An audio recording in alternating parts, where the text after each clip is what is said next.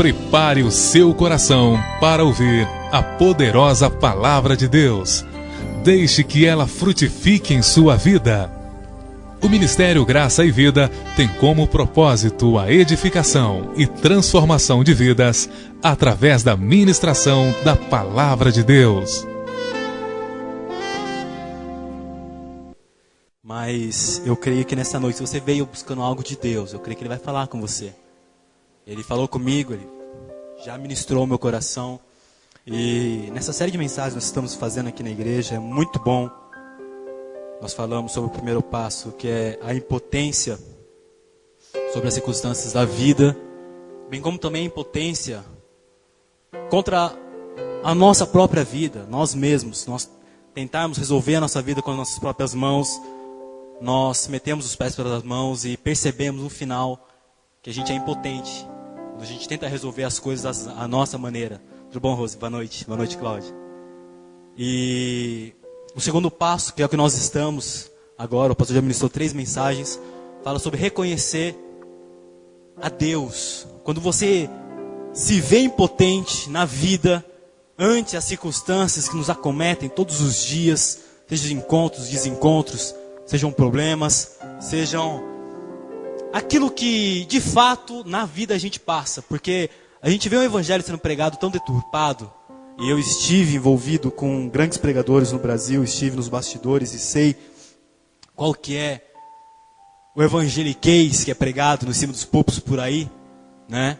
Minha esposa sabe, estive viajando muito com alguns pastores, acompanhando eles no trabalho, e é pregado um evangelho que não ensina a gente a crer em Deus. Ensina a gente a fazer uma troca, uma barganha. A gente faz algo que gera em Deus uma resposta. E ensina que o crente não pode passar por problema. Não é verdade? É só você determinar, é você profetizar na sua vida e algo acontece. Mas quando a gente sai da porta para fora e encara a vida todo dia, Marcelão, a gente vê que é um pouco diferente essa realidade. E o primeiro sentimento que sobe no coração é: me enganaram. Mas eu estou aqui para falar para você, em nome de Jesus, a igreja SOS está aqui para falar para você que te enganaram mesmo, mas aqui você não vai ser enganado.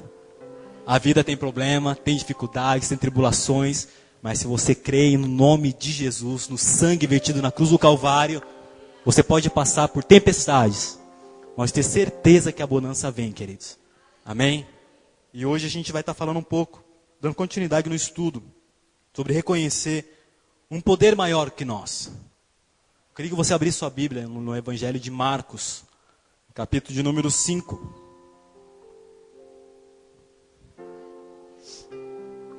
Evangelho de Marcos, capítulo de número 5, verso de número...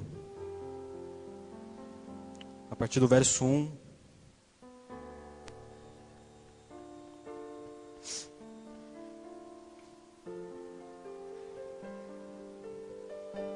Marcos, capítulo de número 5, a partir do verso 1.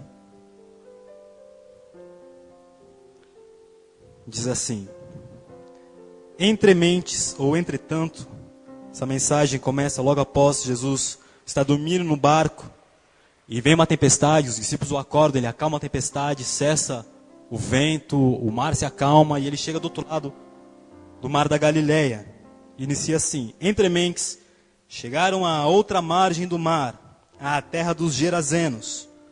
E ao desembarcar, logo veio dos sepulcros ao seu encontro um homem possesso de espírito imundo, o qual vivia nos sepulcros, e nem mesmo com cadeias alguém podia prendê-lo. Porque, tendo sido muitas vezes preso com grilhões e cadeias, as cadeias foram quebradas por ele e os grilhões despedaçados, e ninguém podia subjugá-lo. Andava sempre, de noite e de dia, clamando por entre os sepulcros e pelos montes, ferindo-se com pedras. Quando de longe viu Jesus, correu e o adorou, e exclamando com alta voz disse: que tenho eu contigo, Jesus, Filho do Deus Altíssimo? Conjuro-te por Deus que não me atormentes. Porque Jesus já lhe dissera: espírito imundo, sai desse homem. E perguntou-lhe: qual é o teu nome? Respondeu ele: Legião é o meu nome, porque somos muitos. e rogou-lhe encarecidamente que os não mandasse para fora do país. Ora, pastava ali pelo monte uma grande manada de porcos, e o espírito imundo, rogando a Jesus, disse: manda-nos para os porcos, para que entremos neles. Jesus o permitiu. Então, saindo o espírito imundo, entraram nos porcos, e a manada, que era cerca de 2.000 porcos, precipitou-se despenhadeira abaixo, para dentro do mar, onde se afogaram. E os porqueiros fugiram e o anunciaram na cidade e pelos campos. Então saiu o povo para ver o que sucedera. Indo ter com Jesus, viram o que dantes fora endemoniado, o que tivera a legião, assentado, vestido, em perfeito juízo, e temeram. Os que haviam presenciado os fatos, contaram-lhes o que acontecera ao endemoniado e acerca dos porcos. E entraram a rogar-lhe que se retirasse da terra deles.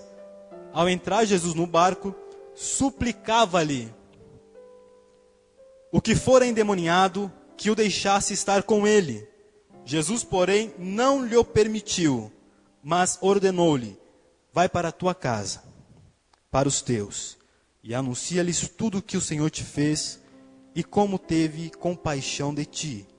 Então ele foi e começou a proclamar em Decápolis tudo o que Jesus lhe fizera, e todos se admiravam. Amém? Curva sua cabeça um pouquinho. Nosso Deus e Pai, nós queremos louvar o Teu nome nesta noite. E o meu pedido, Senhor, e a minha expectativa é que o Senhor não nos deixe à mercê do nosso conhecimento, da sabedoria humana, mas permita-nos, ó Pai, vivemos a experiência do derramado do Teu Espírito Santo. Que a Tua palavra seja ministrada com poder e que o Juliano diminua, vire pó, mas que o Teu nome cresça, Senhor. Que a honra seja Tua, que a glória seja Tua, que o agir seja Teu, que o toque seja Teu, que o mudar seja Teu, que o transformar seja Teu, pelo poder do Teu nome. Em nome de Jesus é que nós pedimos nessa noite e já te agradecemos. Amém, queridos? Amém mesmo? Amém. O tema da mensagem de hoje, do tópico de hoje, lembrando que nós estamos no segundo passo, reconhecer um poder maior do que nós, é escravidão interior. E antes de repetir todo esse texto, que é longo, e pela própria leitura a gente já entendeu um pouco do que acontece, eu queria falar para vocês um pouco do contexto. O que estava acontecendo nos bastidores de toda essa história aqui. Ela acontece em Genezaré, que fica do outro lado do mar da Galileia. Esse faz parte de um conjunto de 10 cidades, chamada Decápolis. Do outro lado do mar da Galileia. Essas 10 cidades são Damasco, Hippo, Canata, Rafana, Gadara, Filadélfia, Gereza, Dion, Pela e Citópolis. É um conjunto urbano de 10 cidades que está do outro lado do mar da Galileia. Portanto, é uma região não judaica, que fala uma outra língua, uma outra cultura, que está separado pelo mar da Galileia de Israel. O mar da Galileia é um grande lago que tem 12 quilômetros de largura por 22 de comprimento. Está numa depressão, um círculo, e ele tem ventos fortes vindo do norte, da Síria, que faz parte de um cânion chamado Depressão Síria-Africana, que se estende desde a Síria até o Egito. E o Rio Jordão nasce no sopé do Hermon e corre dentro desses cânion. Ele se abre, forma o mar da Galileia, passa por dentro dele, lá no sul ele se fecha de novo, corre mais um pouco, e lá no final ele se abre e dá no Mar Morto. E ele morre no Mar Morto, porque o Mar Morto é um grande egoísta geográfico. Só come, come, come e não dá nada para ninguém. Ali tem uma salina, então a água entra e seca por evaporização. Tem muito sal ali. Provavelmente devido ao cataclisma de Sodoma e Gomorra, né? Sodoma e Gomorra está assentado, soterrado no abismo, no baixo sul do Mar Morto. Esse é o contexto hidrográfico da região, né? E o que Jesus fez aqui então foi uma viagem internacional. Se nós pudéssemos hoje, eu quero em nome de Jesus ter o prazer de ir para a terra de Jerusalém, né, Duda? Quem sabe a gente vai lá junto? Se a gente for querer visitar essas viagens de Gerasa, Gadara, Filadélfia, a gente vai fazer uma viagem internacional. Vai sair de Tiberíades ou Galileia e vai atravessar do outro lado, vai ter que apresentar o passaportezinho para poder entrar numa outra cultura. Essa região que eu estou falando para vocês de Galileia, Tiberíades e Decápolis, hoje continua na mesma forma. Israel está de um lado, do outro lado hoje é a Cisjordânia. É um outro país que fala uma outra língua. Hoje a região e a situação ali é essa, bem como naquela época era a mesma coisa.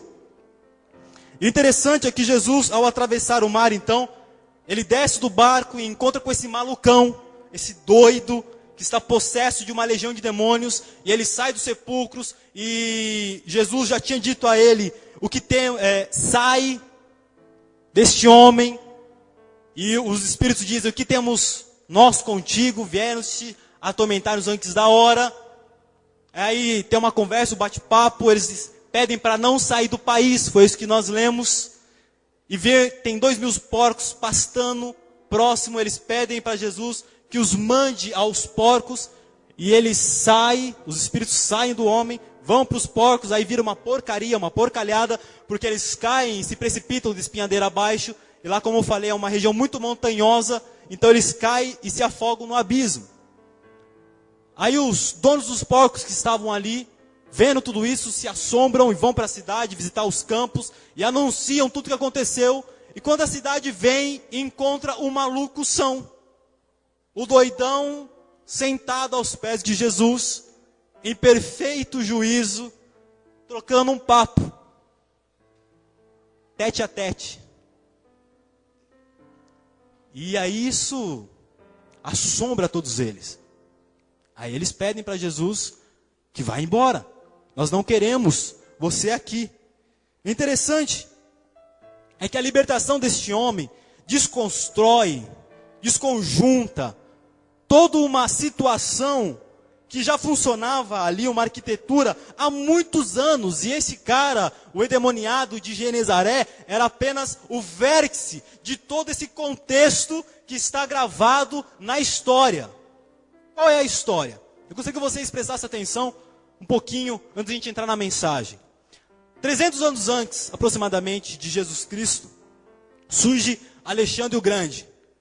E ele torna-se o rei da Macedônia com a morte do seu pai, aproximadamente aos 22 anos.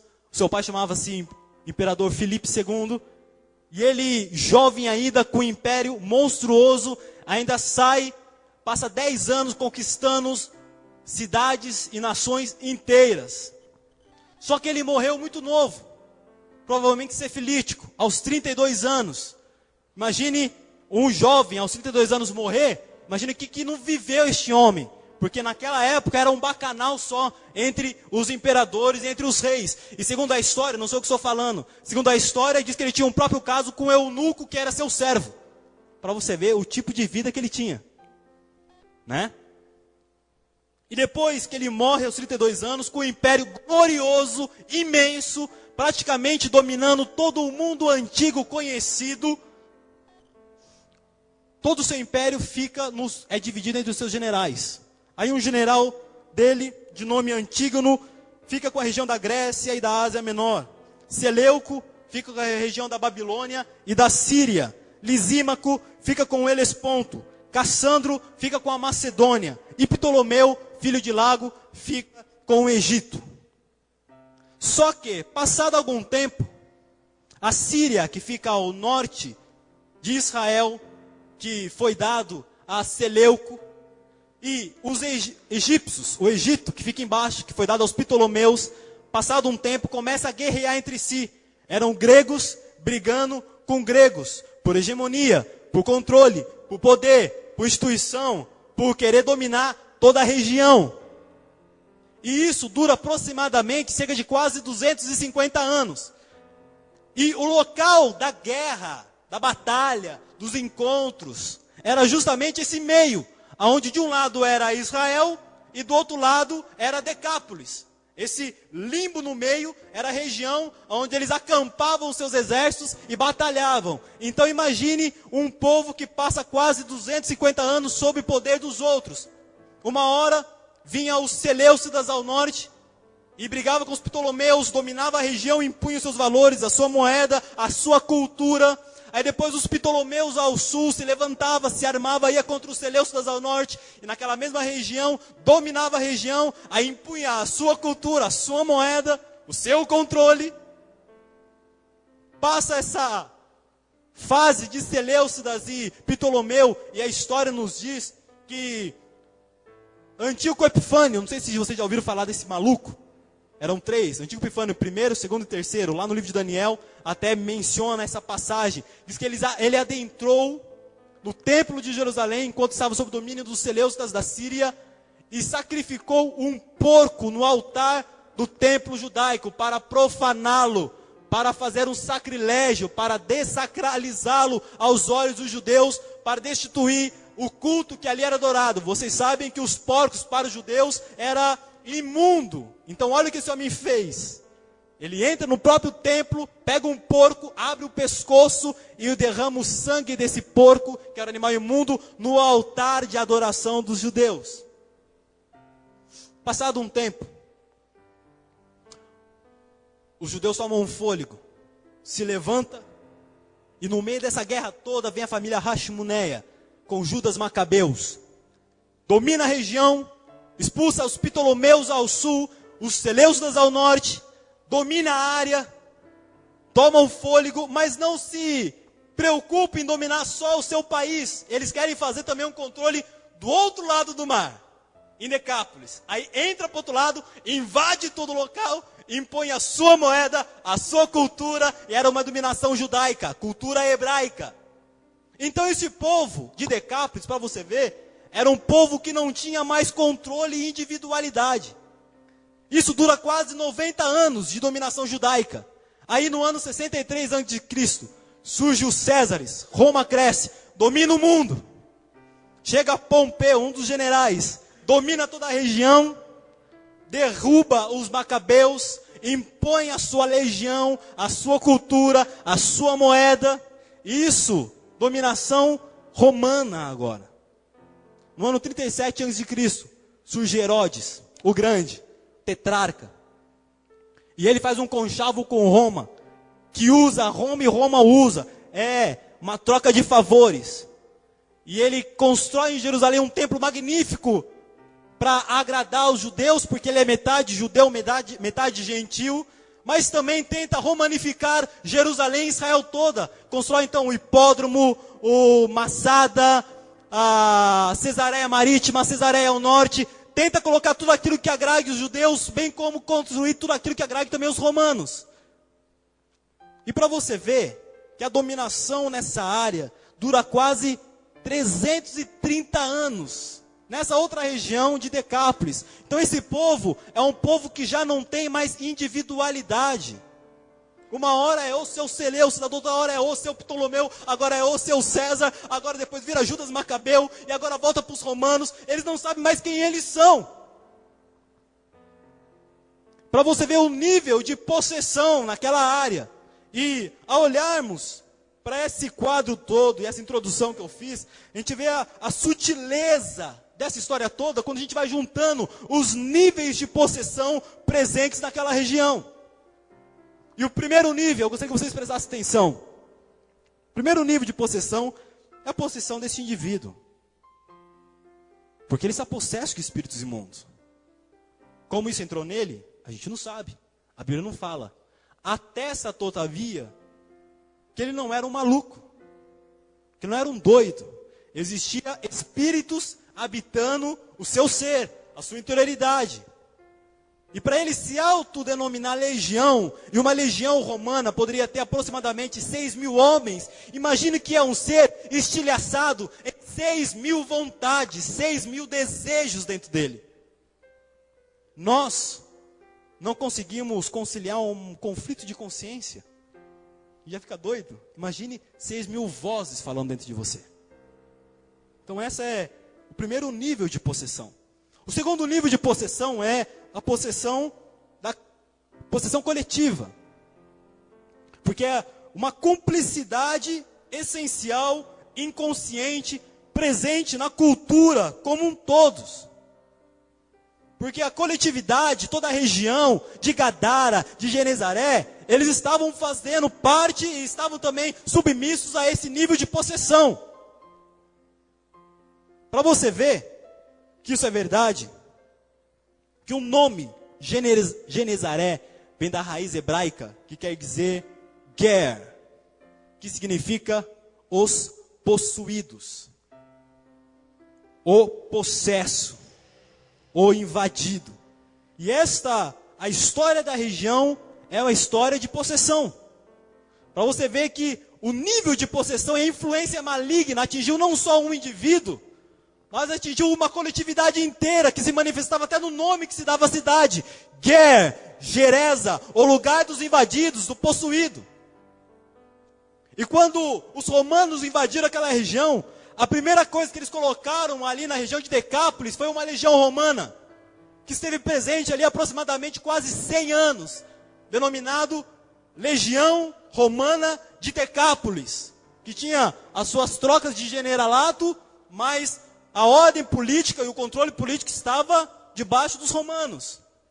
E a história nos mostra esse nível de possessão que a coletividade sofria. Uma hora eram os Seleucidas, depois eram os Ptolomeus, aí vem os judeus, aí depois vem os romanos, eles não sabem mais quem eles são. Fora isso, existe também a cumplicidade da cidade com esse próprio indivíduo. Porque eles construíam cadeias para ele quebrar. Olha o que diz a passagem.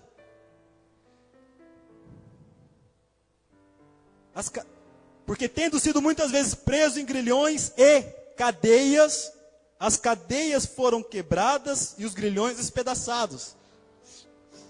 Eu tive a oportunidade de ver e de poder também atuar em manifestação demoníaca. E demônio, quando pega um ser, ele não é que o demônio é forte, é que uma mente com quase que 100% de descontrole nos seus nervos, qualquer pessoa, até com surto psicótico, fica muito forte.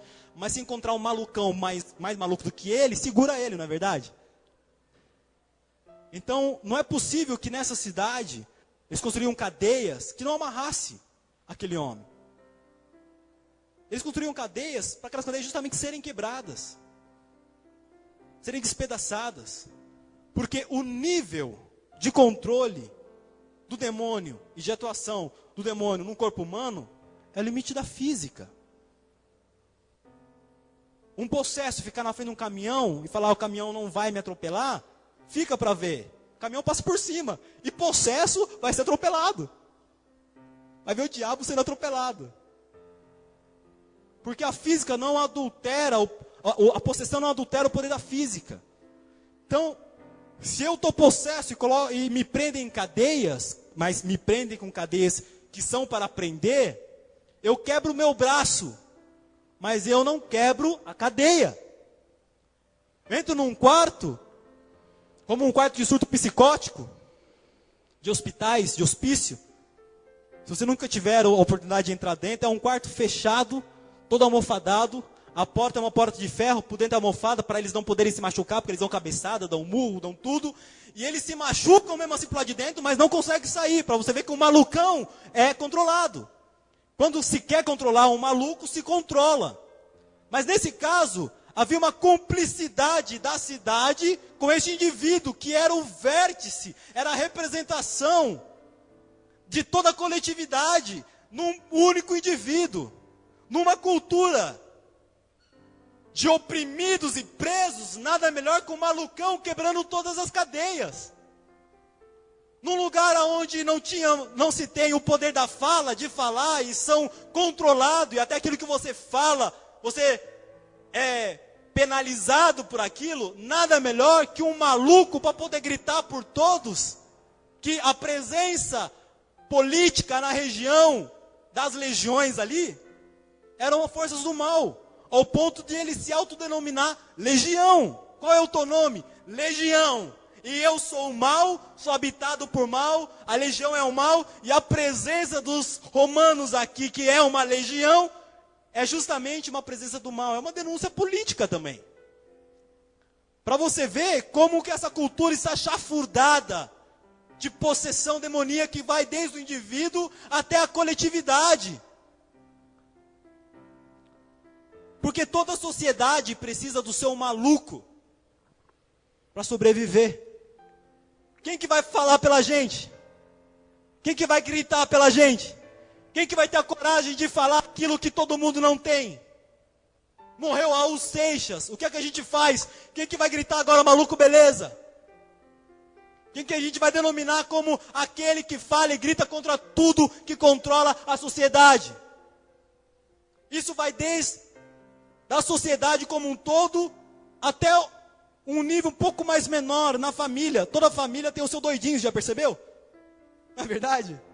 É aquele que quebra todos os protocolos da família, cheira tudo, bebe todas, pega todas. Mas é verdade, não é? É aquele que a gente tem que ficar olhando, coitado. Por quê? Toda sociedade precisa de um doido. Porque daí, quando eu vejo um doido na minha frente, eu olho para ele e tiro a visão de mim. Aí, diante o doido, eu sou o são, o maluco é ele. Aí fica todo mundo olhando para o maluco e ninguém tem coragem de olhar para dentro. Ninguém tem coragem de se enxergar, de se ver, de se olhar, de se perceber. Maluco é ele. Eu já vi isso dentro da igreja. A cara dentro da igreja que fala por todos, principalmente no grupo de jovens, já viu? Ninguém tem coragem de falar o pastor, mas sempre tem um que tem. Aí fica todo mundo atrás dele, é a projeção. Não é verdade? Não sei se você tem experiência lá em São Paulo de ver isso. Todo mundo projeta para este cara as suas angústias, as suas vontades, os seus desejos, e esse camarada tem a coragem, ele assume todo o conceito da coletividade e chega até o pastor e fala aquilo que a mocidade inteira quer falar, mas ninguém tem coragem para dizer. Aí quando esse cara é confrontado, todo mundo fala, não, isso é a vontade dele, é minha não. É assim. Isso acontece também muito em casamento. A gente olha para o cônjuge e fala que o problema é ele, não é? O problema é ela, o problema é ele. E quando a gente projeta para o outro, a gente já tira de nós as responsabilidades. Cria-se um álibi. Eu estou nessa situação por causa dele, aí eu já não me enxergo. Eu estou nessa situação por causa dela, aí eu já não me vejo. Eu estou nessa situação por causa do meu filho, aí o casamento, a gente não vê que o problema é o casal, não é os filhos. É assim ou não? E quando a gente projeta para o outro, a gente tira de nós a responsabilidade. E existem igrejas que são especializadas em manutenção de demônios. Sabia? Porque ela tira de você a responsabilidade e joga no diabo, que não tem nada a ver com o assunto. Porque quando você joga no diabo, você já não se enxerga. Por que você pecou, irmão? Ah, foi o diabo. Por que você bebeu? Foi o diabo. Por que você traiu? Foi o diabo. Coitado do diabo. Você que é o safado, que é o sem vergonha, você que não se enxerga, não controla suas pulsões. Você que não entende que você tem certas vontades que precisam ser controladas, que precisam ser analisadas. E quando você tira de você e joga para o diabo já criou um álibi para você. E você não se assume, não vê que existem situações na sua vida que precisam ser tratadas, analisadas, terapeutizadas, que precisam ser curadas. Você joga para o diabo. Coitado do diabo, é igual no Jardim do Éden. O homem tira dele a responsabilidade e joga para a mulher. Deus chega para a mulher e fala, por que você comeu o fruto da árvore? Ah não, foi o diabo, foi a serpente. Deus chega para a serpente olha para trás, não tem ninguém. Fui eu mesmo, eu assumo. É que não tem outro acaso, fui eu mesmo. Para você ver com o nível de possessão coletiva, como que a coletividade pode estar saturada de possessão maligna, sem perceber. Porque esse é um processo inconsciente também. Carl Jung explica um pouco sobre os arquétipos do inconsciente coletivo. Existe também um terceiro nível de possessão, que é a possessão dos principados e potestades. Eles estão presentes. São forças reais que estão atuando naquela cultura. E isso está tão presente para você ver, que eles estavam dominando a cultura daquele país, porque qual foi o pedido dele para Jesus? Jesus fala, sai deste homem. Aí eles interpelam Jesus, e Jesus pergunta, qual que é o teu nome? Aí ele responde, é Legião. Agora, qual que foi a proposta do diabo, da legião, para Jesus? Olha, já que o Senhor nos quer mandar embora, não nos mande para o abismo. Tem uma manada de porcos. Permita-nos que nós entremos nos porcos, porque olha o que diz o verso de número 10. Rogou-lhe encarecidamente que os não mandasse para fora da província, do país. Para você ver como existe certas presenças malignas que são especializadas em atuar numa certa cultura. Eles não queriam sair da cultura, da região. Já são quase 400 anos dominando aquela cultura. Eles já sabiam todos os botões, todos os mecanismos de resposta. Agora, se o Senhor nos manda embora, vai ser muito difícil para a gente se adaptar a uma nova situação. Deixa a gente ficar com algum gancho que nos traga de volta para essa mesma cultura. Mande-nos para os porcos. E Jesus permite que eles vá aos porcos. Por quê?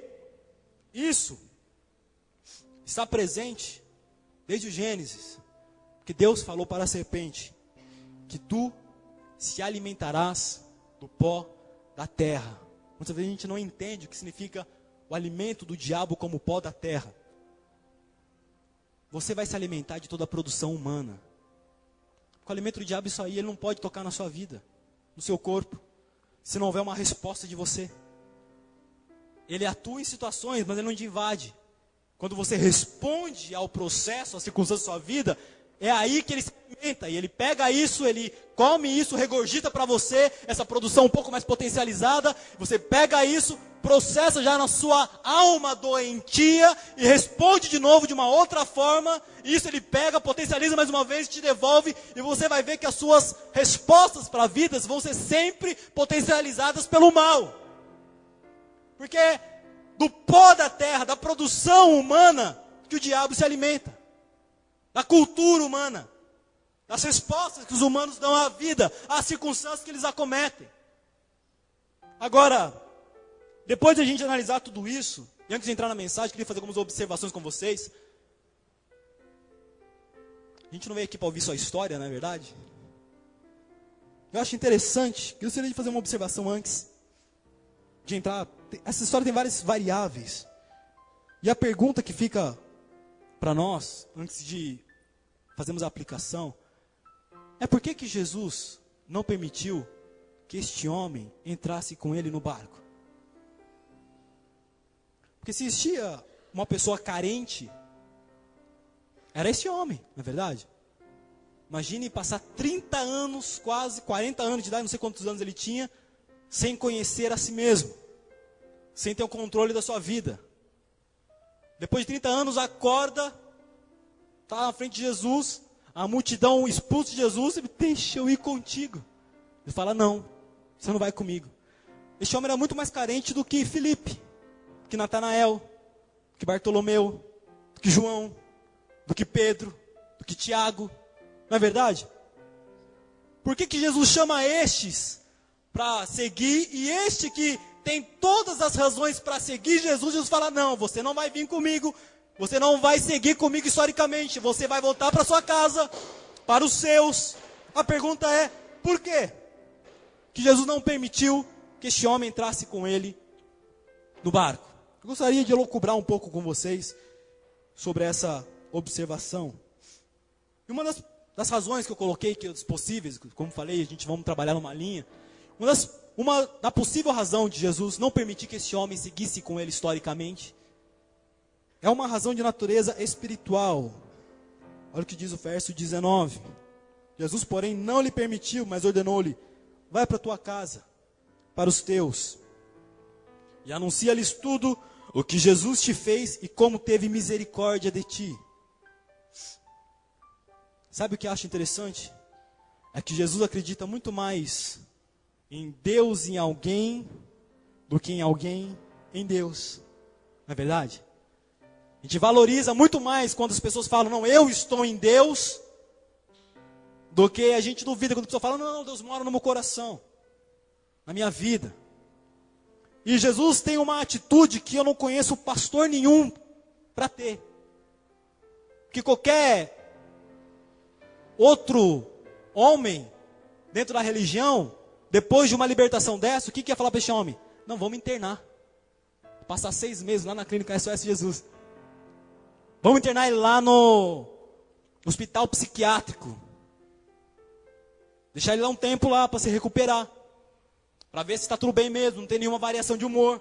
Mas Jesus não.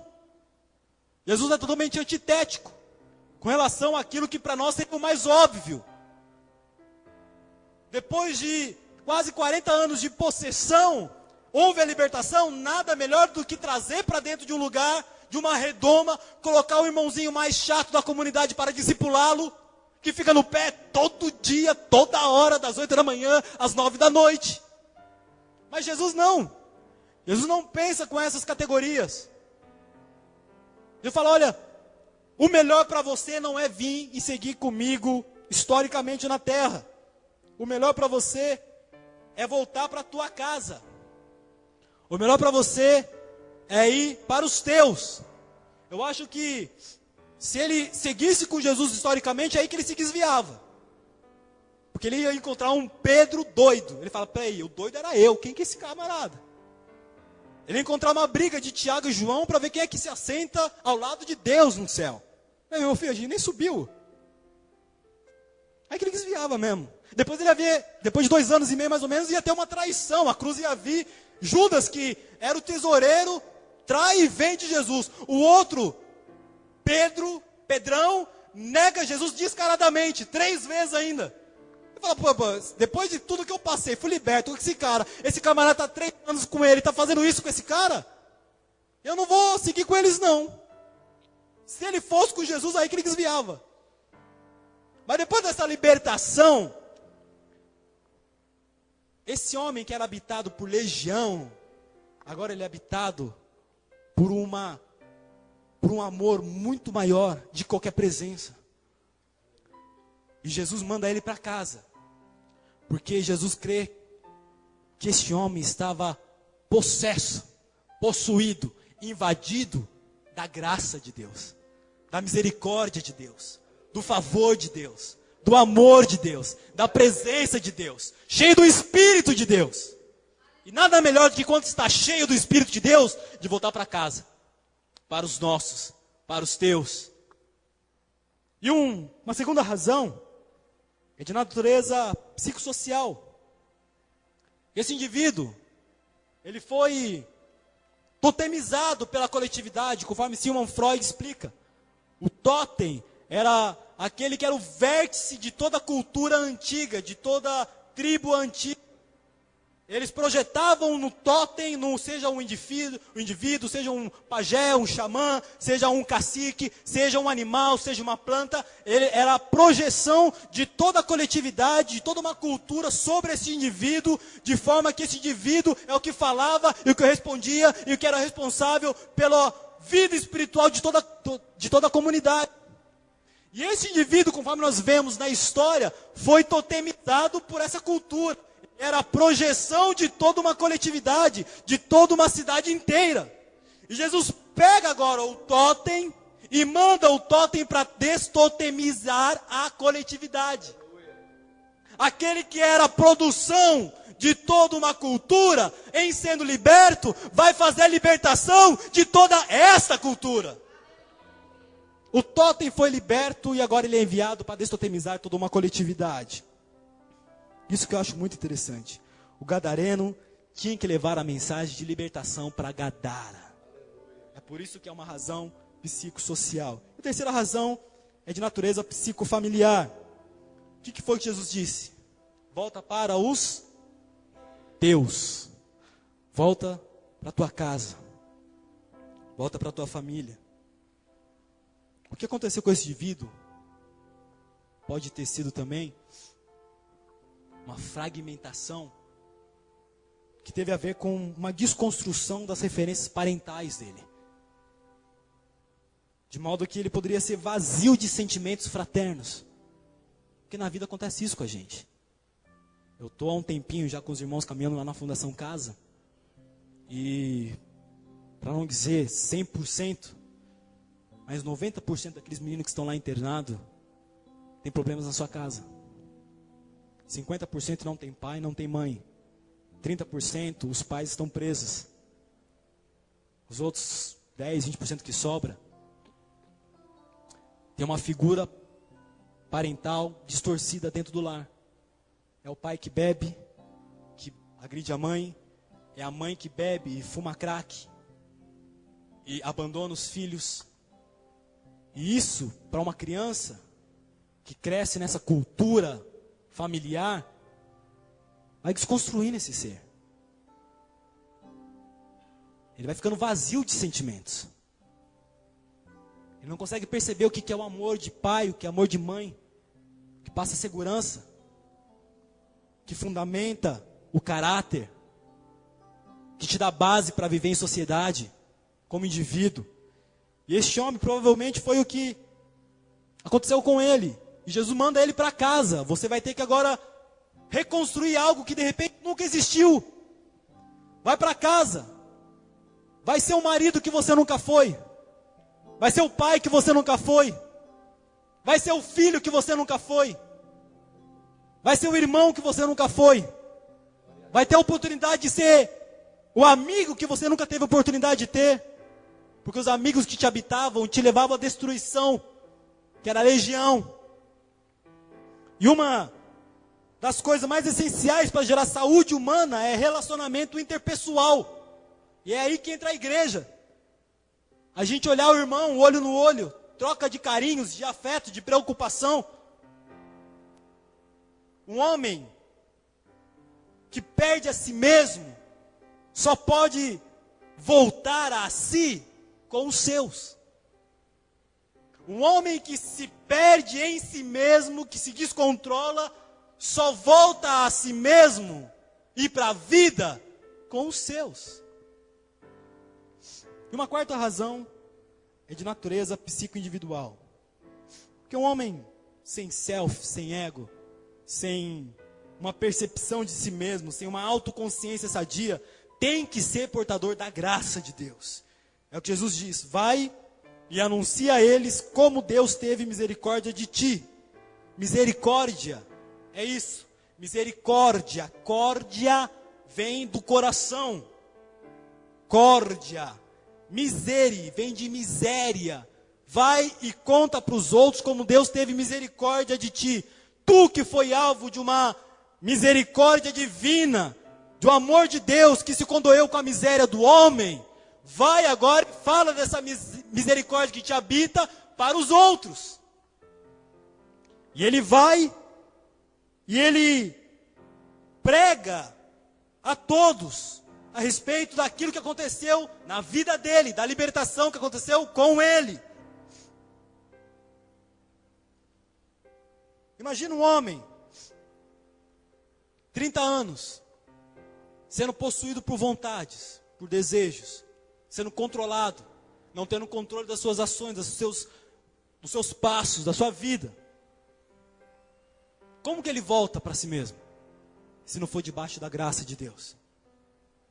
Como que ele volta para a vida, se não tiver certeza da misericórdia de Deus? Qualquer dor de cabeça, ele vai achar que é um demônio que está voltando. Qualquer vontade interior, ele vai achar que é um espírito que está se aproximando, que é um encosto. Pessoa que viveu fragmentada em si mesmo, só consegue viver na vida quando ele se percebe que é objeto da graça de Deus. E depois dessa introdução rápida, para a gente, um pouquinho antes da gente encerrar, quais são as lições que ficam para nós hoje? Afinal, a gente não veio aqui ouvir sobre história, sobre psicologia, sobre psicanálise, nem sobre política antiga de 3.000 anos atrás, não é verdade? O que a gente pode aprender nisso? Juliano, você contou essa história legal, falou bastante, mas o que isso tem a ver comigo? O que tem a ver com você? Sabe, queridos, faz quase 30 anos que estou dentro de uma igreja. E 90% dela são doentes. São pessoas fragmentadas. São pessoas estilhaçadas. São pessoas que perderam o controle de si. Que é impotente diante das suas próprias vontades e pulsões que habitam o seu ser. Quem já não viveu aqui um conflito interior? E eu não estou falando dos problemas para o lado de fora. Eu estou falando dos problemas para o lado de dentro. Na vida, ela nos leva a tantas respostas, a tantas indas e vindas, até dentro da igreja. Eu passei por isso. De desejos e pulsões dos quais você não sabe a origem. E quando você vê, você está habitado por ela. Está sendo controlado por ela. Está sendo marionetado por ela. E achando que está no controle da sua vida, você se percebe perdido em si mesmo. Aí a pergunta é: por que eu faço isso? Por que eu sou assim? Por que eu olho para mim e não me percebo como indivíduo, como um ser? Eu sou uma pessoa que já sofreu tanto na vida, que hoje, ao olhar para dentro do meu ser, eu já não percebo uma alma. A minha alma está estilhaçada, está partida, está dividida.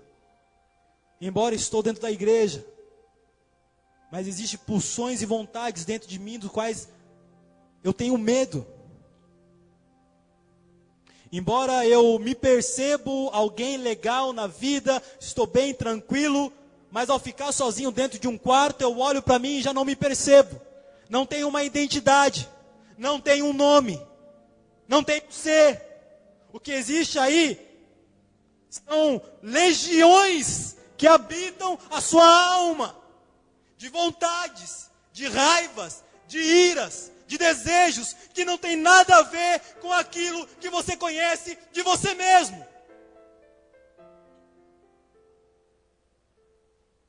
E muitas vezes, eu por várias vezes me peguei: por que eu fiz isso? Eu não sou isso. Não nasci para isso.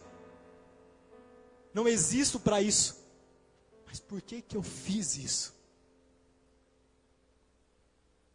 Todos nós vivemos esse processo de desconstrução. É um problema na família, como eu falei, de um pai que não foi pai para você. Eu contei esses dias atrás, na Fundação Casa, eu falei para o Marcelo, estava junto comigo. Eu tinha 4 anos de idade. Meu pai era alcoólatra. Hoje ele se percebe alguém que bebe socialmente, né? Mas ele chegava alcoolizado em casa, tarde da noite, a gente já estava dormindo. E quando ele chegava, minha mãe me pegava, eu e meus 2 irmãos, e jogava a gente pela janela do quarto. Meu pai entrava pela cozinha, a gente voava pela janela do quarto, pequenininho, e ficava deitadinho, encostadinho, os 3 irmãos abraçadinhos, vendo a casa ser quebrada pro lado de dentro. A mãe chorar e gritar pro lado de dentro. E ali fora. E isso gera uma desconstrução no ser. Essa figura parental, paternal. De forma que eu não conseguia perceber e conceber um Deus como pai, crescido na igreja.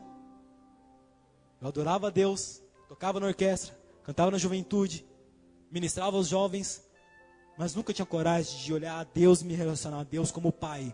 Porque a minha referência paterna não era um pai para mim. E essa cura aconteceu quase 25 anos depois, quando eu estava na cidade de São Vicente, pregando numa igreja. E naquele dia meu pai mora lá e são separados. Meu pai entrou na igreja, se sentou, enquanto eu pregava sobre o sentimento de orfandade. Deus falou no meu coração, antes de pregar, desce e abraça seu pai, perdoa ele e pede perdão para que você possa pregar essa mensagem que você está falando. E meu pai aceitou Jesus naquele dia. E a gente se relacionou como pai e filho naquele dia. A gente fomos embora para a casa dele, conversamos muito a noite inteira, a madrugada inteira. E eu vi meu pai chorando. E eu pus para fora todos aqueles sentimentos e estilhaços que existiam em mim para ele. Pai, eu tinha raiva do Senhor por causa disso. Eu te odiava porque o Senhor expulsou meu irmão com 17 anos de idade de casa por uma briga boba minha e dele. O moleque saiu de casa às 2 horas da manhã com uma mala nas costas e me culpando pelo meu pai ter colocado ele para fora. Eu falei, eu te odiava por causa disso, porque não precisava acontecer isso. Eu tinha raiva do Senhor quando o Senhor deu um tapa na cara da minha irmã, quando minha irmã engravidou. Mas toda a vida dela, ela se perdeu porque ela também nunca teve um peito de pai, um abraço de pai, um amor de pai para poder ser para ela uma figura paterna, máscula, uma referência. É por isso que ela se entregou. Porque o Senhor não foi um bom pai para a gente. E eu vi meu pai chorando, pedindo perdão para mim. Na vida, a gente vive essas fragmentações e desconstruções humanas. É o filho que vê essas referências, cresce vendo isso, se envolvido com isso, esse processo, os pais pensam que isso não influencia a vida dos filhos. Quer saber como é que vai ser a sua filha? Olhe para você, para a sua vida. Porque a referência dela é você. De repente você está aqui e está falando, a minha filha está vivendo uma vida desgraçada. Olha qual é a sua vida que é a referência dela. O meu filho está perdido, de repente nós não percebemos que inconscientemente nós é que empurramos ele para a vida, porque dentro de casa não teve peito, não teve abraço, não teve repreensão e ninguém falou não para ele. Quantas vezes lá na clínica eu ouvi de jovens, meu pai nunca me falou não. Eu lembro de um menino, o nome dele era André, se não me falha a memória. Morava lá em Tocantins. Tudo que ele pedia, o pai deu. Tudo. Ele fumou um carro zero em crack. E um dia o pai dele não pôde vir na visita porque morava muito longe. Sabe o que ele falou? Meu pai não vai vir? Eu falei, não, seu pai ligou falando que não vai poder vir. Então tá bom. Falar para ele que eu quero na próxima visita um tênis Nike zero, uma calça da Zump zero, uma camiseta da Leve zero. Eu quero um boné da Fórum zero, novo, para ele trazer embalado. Eu falei, por que isso? Para ele aprender que ele não tem que largar o filho dele em qualquer lugar. Ele precisa disso? Ele falou assim, meu pai não liga para mim. Tudo que eu quis, meu pai sempre me deu. Meu pai nunca falou não para mim. E a minha raiva é saber que eu estava fazendo as coisas erradas e não tem ninguém para me repreender. É chegar em casa virado e meu pai não descer a cinta na minha bunda. A minha raiva é meu pai sempre passar a mão na minha cabeça e acobertar os meus erros. Essa é a minha raiva. É por isso que eu estou nessa vida. Ele me internou aqui, mas saindo, eu vou fumar todos porque eu sei que ele não vai mudar. Para você ver um jovem estilhaçado, fragmentado, por causa da sua referência paterna. A vida nos estilhaça. Nós passamos por problemas 1000. Eu não sei o que você passou, não sei qual é o seu problema. Mas talvez você está aqui hoje.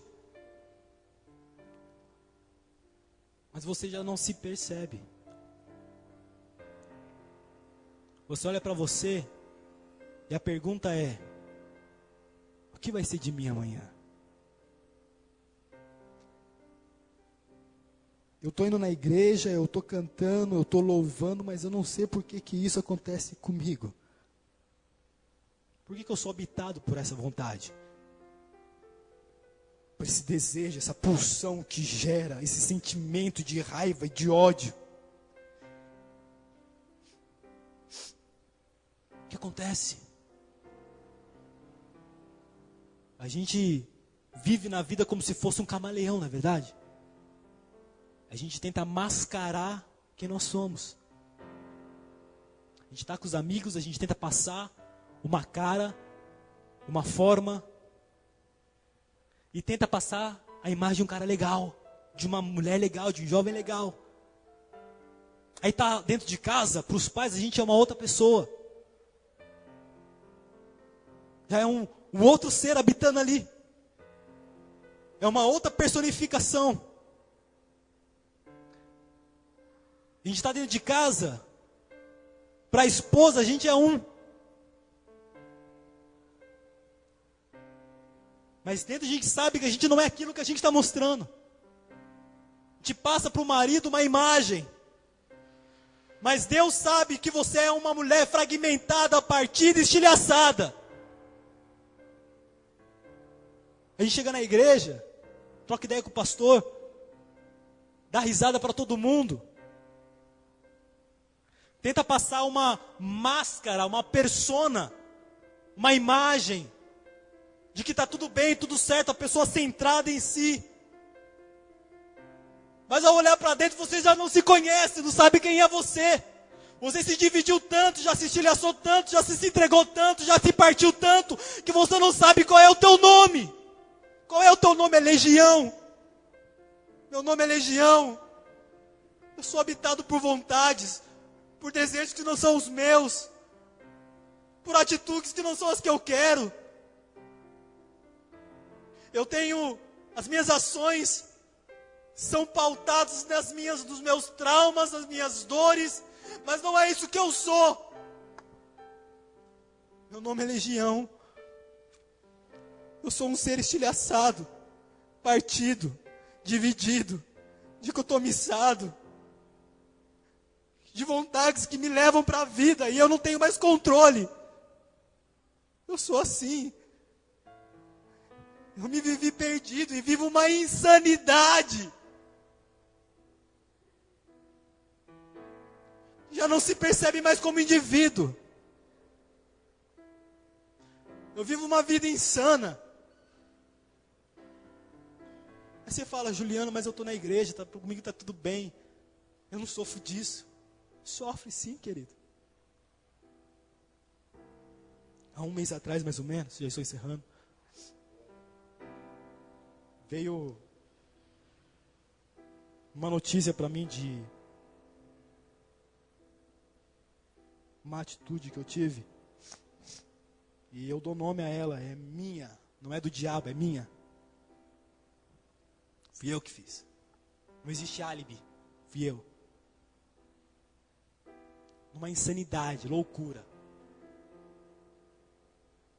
E isso me desconstruiu. Porque eu achava que eu estava bem. Indo na igreja, legal. Sendo recolocado em si mesmo. Tendo um relacionamento da coletividade. Estava na igreja, cantando, louvando, mas essa informação veio para mim e me desconstruiu, me desconjuntou, me desmontou. O pastor sabe disso. Ele passou comigo nesse processo.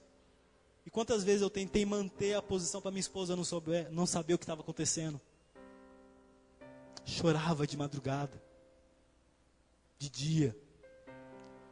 Um dia o pastor me ligou. Ju, como é que você está?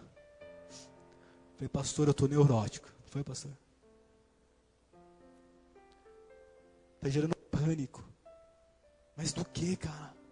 Eu não sei. É uma coisa tão boba, mas está gerando tanto mal em mim. Eu estou com medo de sair na rua. Eu só saía para levar minha filha para a escola e voltava correndo e me trancava em casa. Ouvia barulho na porta de casa, o coração gelava, entrando em pânico. Falei, pastor, eu estou ficando neurótico. Ele falou, Ju, você precisa sair, cara.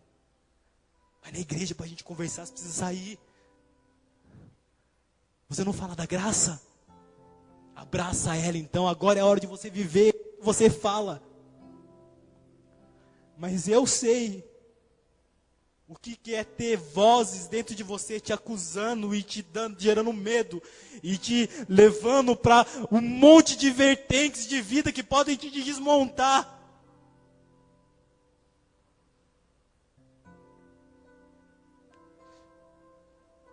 Eu lembro que eu chorei e falei, Deus, eu não sei o porquê tudo isso está acontecendo. O meu erro do nome, fui eu.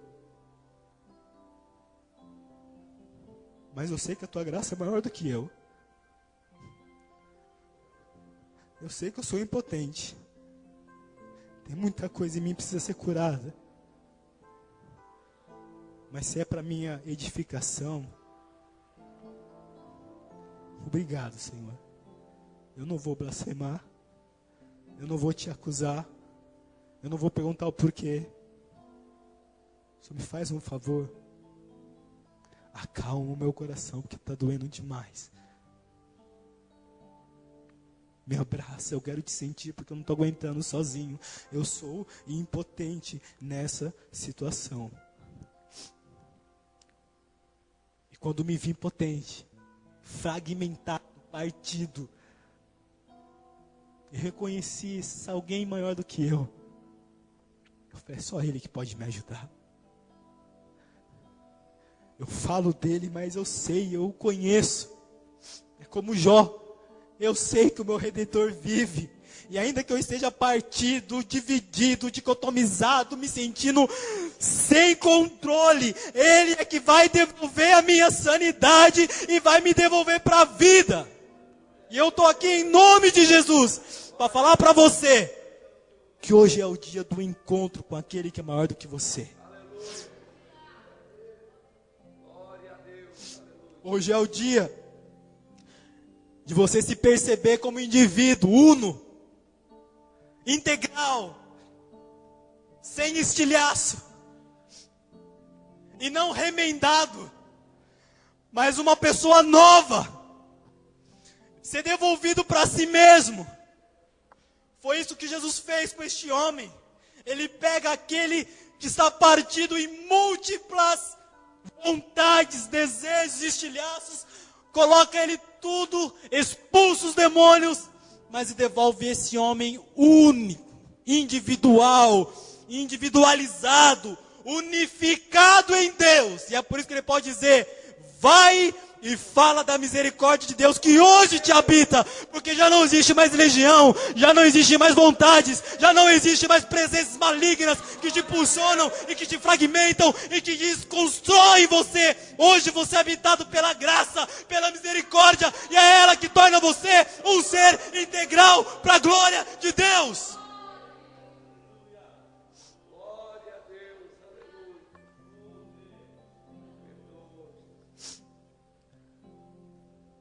De pé comigo. Eu tinha muita mais coisa para falar, mas a hora já se foi. Tinha mais 2 folhas aqui.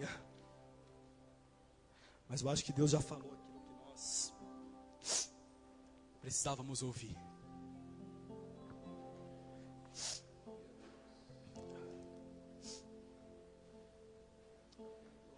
De repente você está aqui hoje.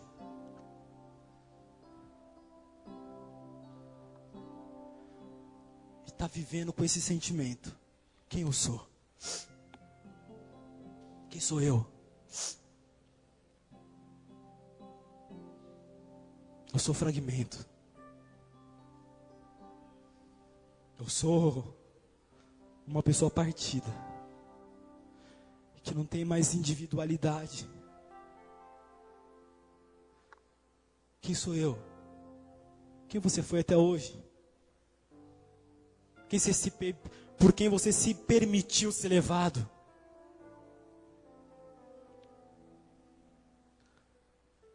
Deus está aqui hoje para te devolver para si mesmo.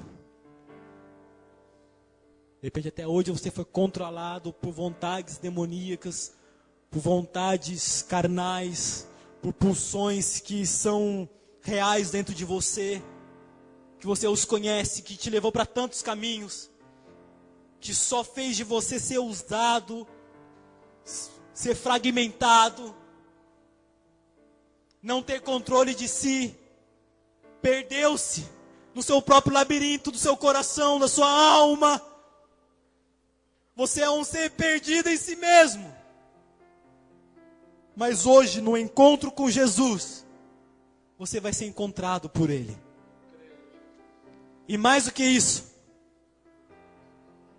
você vai ser alvo da misericórdia de Deus através dele. E mais do que isso, você vai ser devolvido para você mesmo através dele. E mais do que isso, você vai ter a oportunidade de voltar para sua casa falando dessa misericórdia que te habita. Dessa graça que te invadiu. Deste amor que não desconstrói, antes constrói o ser. Desse amor que não desfragmenta, antes torna uno o ser. Você vai se perceber alvo da misericórdia e da graça de Deus.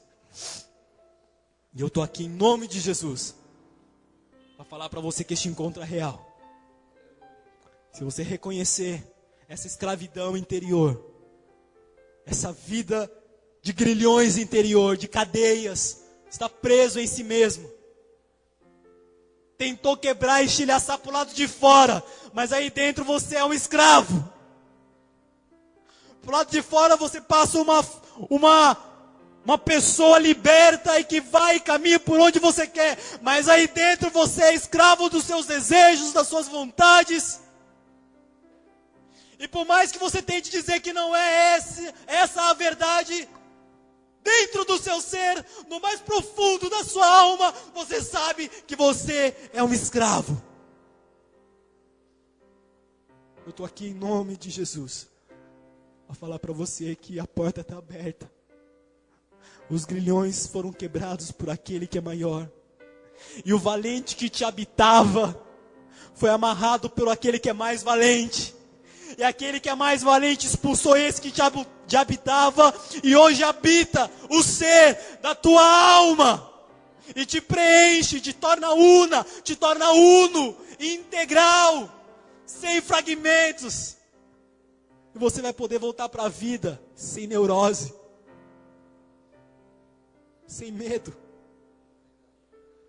sabendo que na vida você vai ter que se enxergar, vai ter que se olhar, vai ter que se perceber. Mas com a graça de Deus, você não vai se tornar um ser neurótico. Vai chamar cada coisa pelo nome. Eu já fui liberto, mas estou no processo da libertação integral.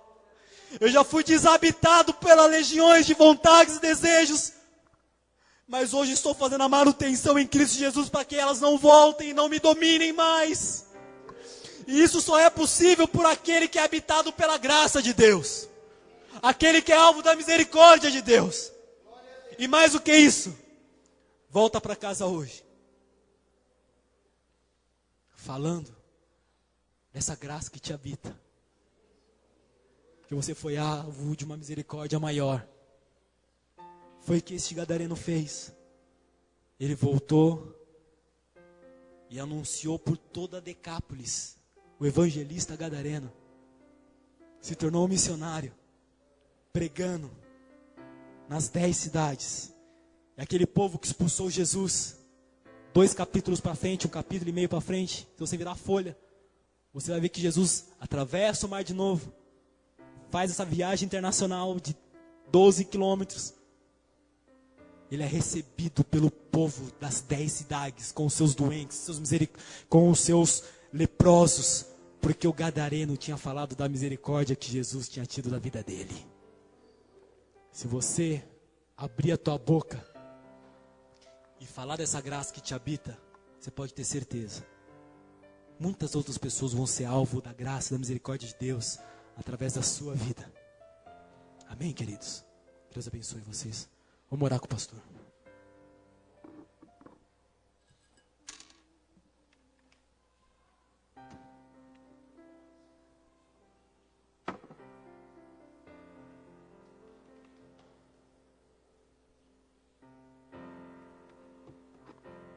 Glória a Deus.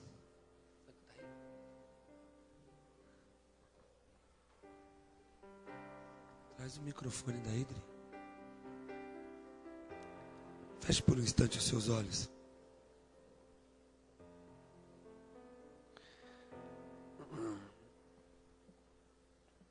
Só antes de você fechar os seus olhos, só um minuto. Enquanto o irmão Juliano pregava, a primeira coisa que sinto dentro do meu ser é que eu sou a última pessoa que poderia estar aqui em cima. Não pelo que fui, mas pelo que eu sou. Porque essa é a grande realidade. Às vezes nós falamos que estamos libertos porque as coisas de mais ruim que os homens fazem, nós não fazemos. Mas às vezes não temos coragem de fazer. A mente, a alma está presa. E eu tive com um irmão há pouco tempo atrás, e ele disse para mim: pastor, eu não congrego mais. Porque esses fragmentos da vida dessa pessoa ele não foi fragmentado, ele não foi quebrado no mundo, mano. Mas ele não conseguia conceber a ideia de amar um pastor e de repente vir a ordem lá de cima que esse pastor agora não ia ser mais o seu pastor. E vinha um outro, assumia a igreja e mudava tudo, e ele se adaptava. Dali a algum tempo, vinha uma ordem, saía esse pastor, e vinha outro pastor.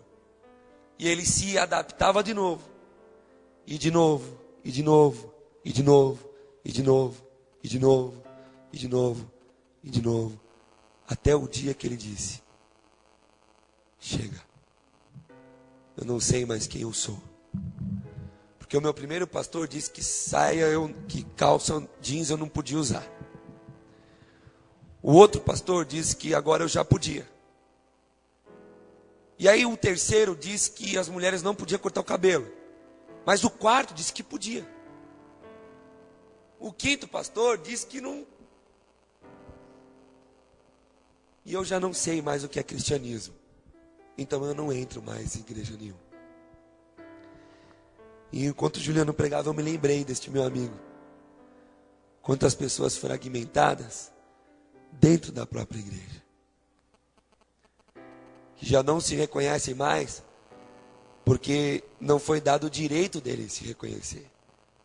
Mas ele teve que reconhecer quem era a pessoa do pastor. E nós temos batalhado por isso aqui, para que nós tenhamos a nossa personalidade em Deus. Não desrespeitando quem é o pastor Duda e a pastora Deise como líderes, não. Mas que nós possamos ter a nossa identidade. Que nós possamos buscarmos a Ele. Que nós possamos ter a alegria de ter um pastor, de ter uma pastora, de ter uma referência, alguém que eu posso pedir ajuda. Mas que é só. Que não existe a minha pessoa na pessoa dele. Não, nós somos um em Deus. Todos nós. Então eu queria contar só esse testemunho porque é algo muito precioso isso que foi dito aqui hoje. De repente você está aqui assim, fragmentado. É tempo de você fechar os teus olhos agora. E encontrar com Jesus como aquele endemoniado encontrou. Como aquele fragmentado encontrou. Chega! Eu não quero mais ser fragmentado. Eu quero ser um. Eu quero ser curado. Eu não sei você, irmãos, mas eu preciso de cura. Eu preciso ser curado agora. Não é amanhã, não é depois. É agora.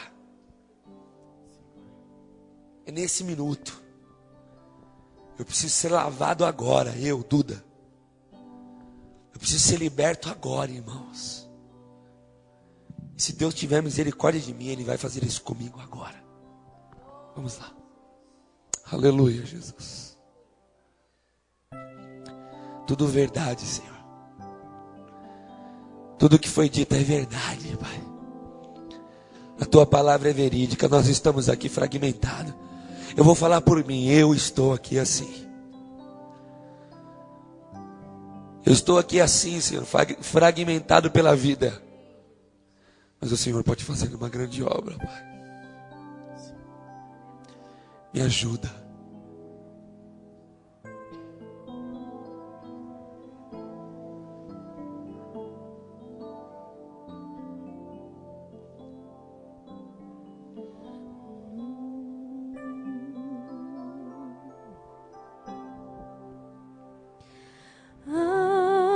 Algemado por um peso,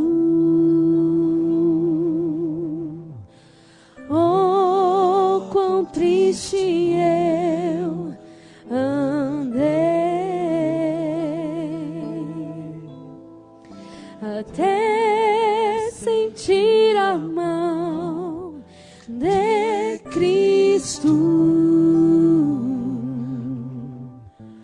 Não sou mais como eu era, eu sei.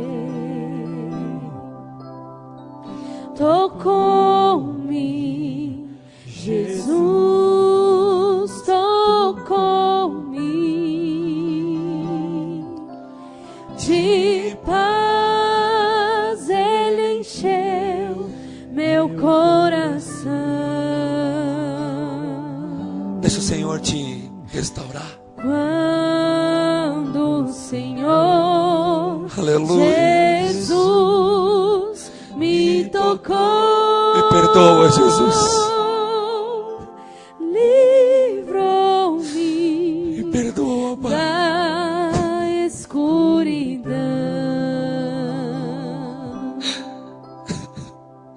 Desde que encontrei a Cristo, Me encontra, Senhor.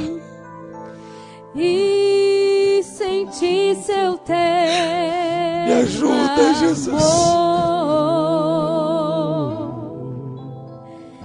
Eu tenho achado paz e vida. Para sempre cantarei em seu louvor. Tocou-me, Jesus tocou-me. Se eu fosse você, eu não perdia a oportunidade de ser tocado. Mas Ele encheu meu coração. Quando o Senhor Jesus me tocou,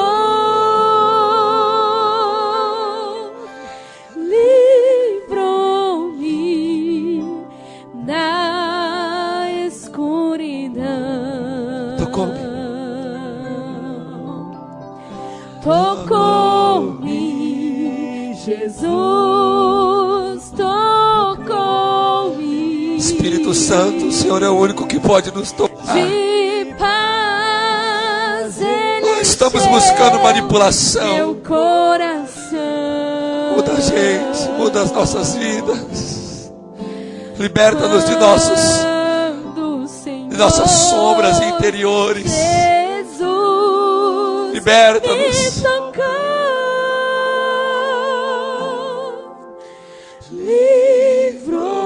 livrou-me da escuridão.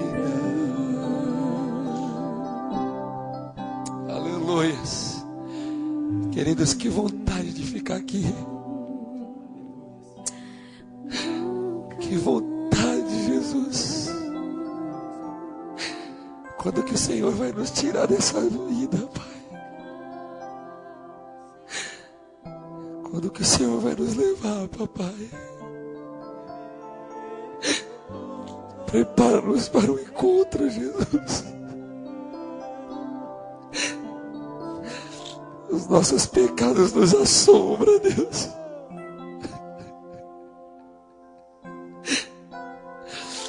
Tem misericórdia de nós, Senhor. Nos dá força.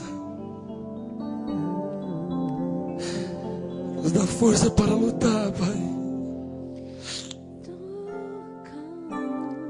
nos dá força, Pai.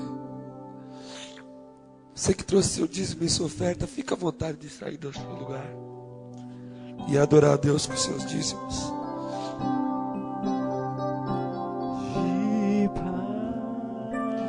Você que trouxe seu dízimo e a sua oferta, fique à vontade.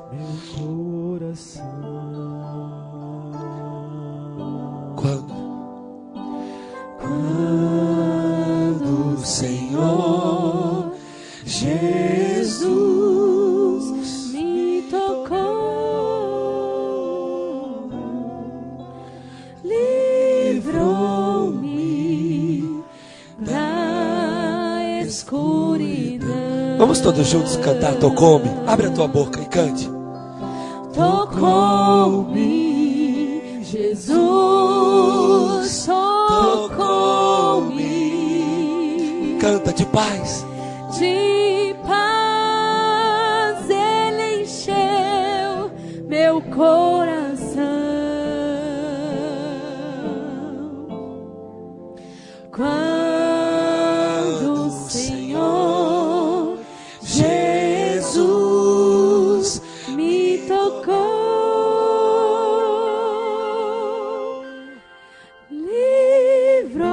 livrou-me da escuridão.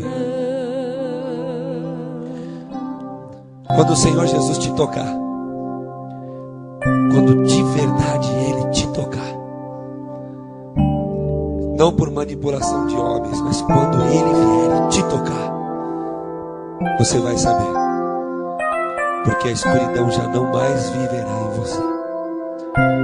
Se sente que ainda não foi tocado, continue buscando. Nós estamos no caminho.